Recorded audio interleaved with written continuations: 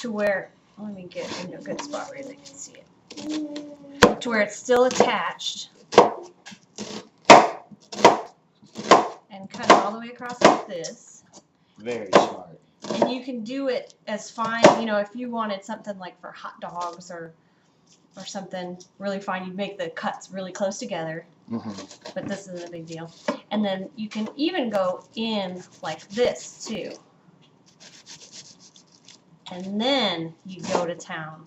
And then, totally.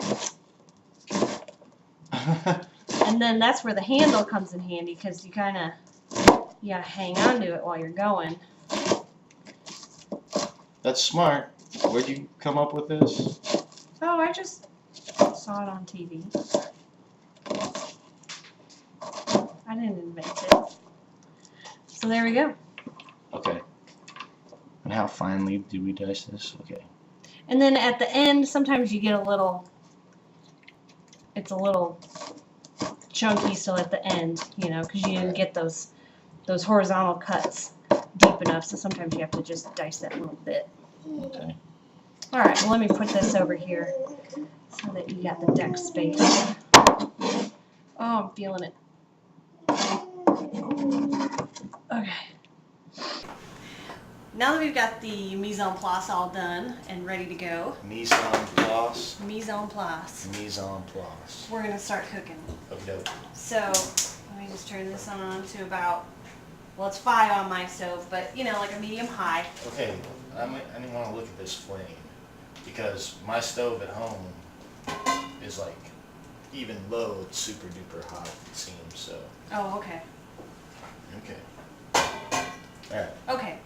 So we're not gonna fry the vegetables in olive oil or canola oil. We're gonna fry it in bacon grease. Okay. Would a normal person that knows how to cook assume we were gonna fry them in canola oil or? Maybe a healthier person might say, yeah. No. But you also, this is the only meat in this whole soup, so you know it's good for the flavor. And this is one of my a little tip from me, is I always have little bacon packs in the freezer. I take a pound of bacon and I like separate it into like 3 strips, and then I freeze them up so that I have things for just like this, or like making baked beans. You know, you don't need a whole pound of bacon, you just need a little bit. And so I have all the ingredients for this soup on hand all the time. And so, how I like to cut this in, since we just need we need little pieces that are cut like this. Okay. I use scissors, and I'm doing it right-handed, so I can't do it. And just cut them into the hot pan, and they'll start going right away. You want to do it? Sure. Okay. I mean, could I have just as easily cut this up on a cutting board? Mm-hmm. It's just more fun. It's smoking pretty good already, so I'm going to just cut it down a little bit. Yeah, you could, but then I always think, you know, if you cut it on a cutting board, then you have the knife and the cutting board that you have to wash. Oh, This you only have to wash the scissors.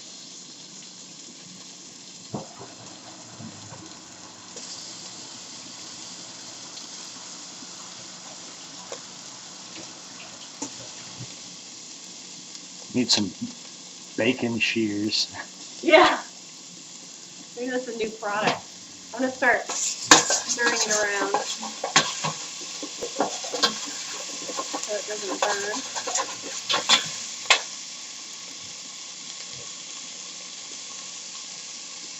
Okay. Okay. So now we're just kind of letting it brown up and get crispy, and You don't want it to stick to the bottom of the pan?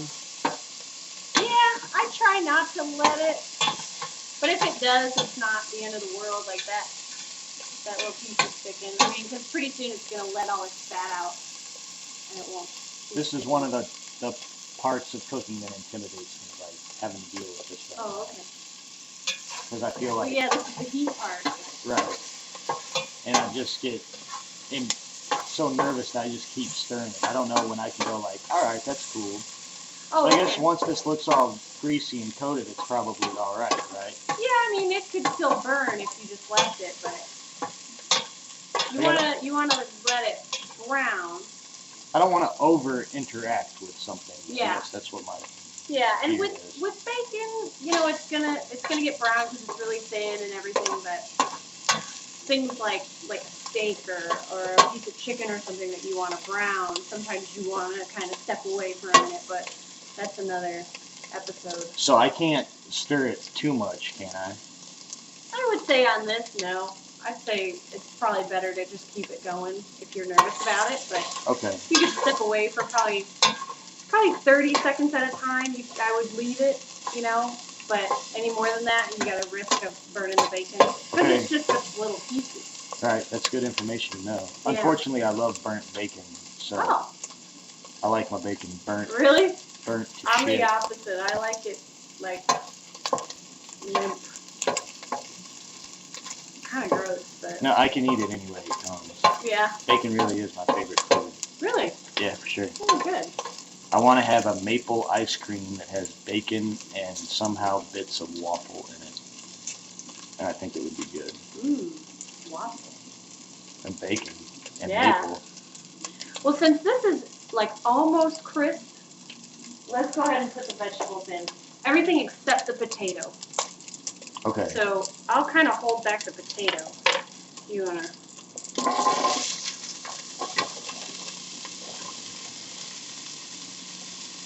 And you know, if you were cooking this for a vegetarian, you could use just oil. You know, that would be the way to omit the bacon. I've had my fair share of vegetarians. Yeah, you done? So now, what's Stir. stir it? Now we're just kind of letting the vegetables cook, you know, maybe about halfway through. They're going to cook the rest of the way once we get the soup going. Okay, so I won't, currently at this point in my cooking career, I won't know when these are halfway through. Okay. I don't know what to look for. Like, I don't know, should I be stirring it around like this? Should I Yeah, just let go it ahead and chill out? stir. And try and get like any of that bacon that's stuck to the bottom, get it up okay. towards the surface Okay.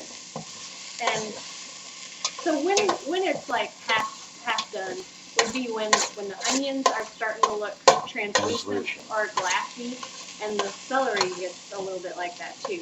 So the carrots are probably going to stay hard, right? Yeah, they're going to be Fine. like halfway, so that, you know, they might start getting a little brown, not quite as bright, vibrant orange anymore. Oh man, it smells good. Doesn't it? So at any point, can I just chill out and let this? Yeah, you can let it chill out.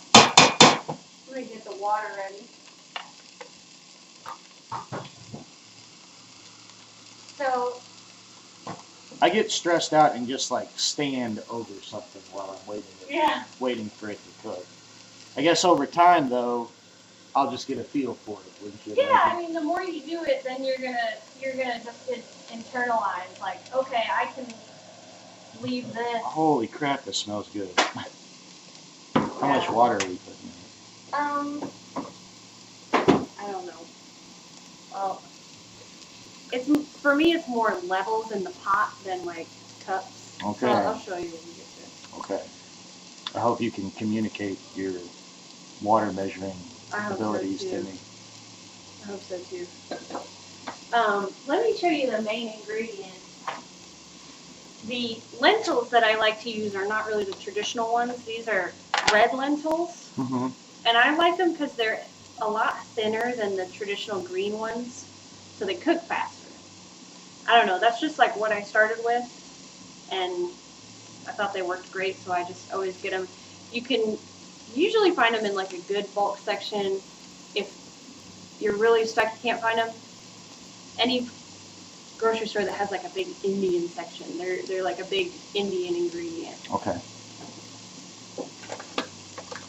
So I like to keep a big vat of them on hand. I'd stir again.